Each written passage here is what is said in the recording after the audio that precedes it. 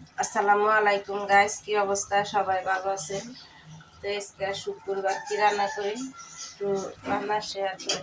তো সেটা হচ্ছে আপনার যে পালাম লাল বরফ আছে না, ওটা।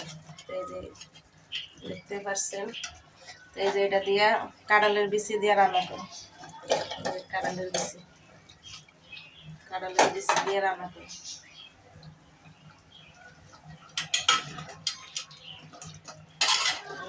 কাঁঠালের বিচি দিয়ে আগে অনেকক্ষণ কষাইছি মাংসটা, কারণ মুরগিটা তো শক্ত, এই জন্য এখানে চা বসাইছি।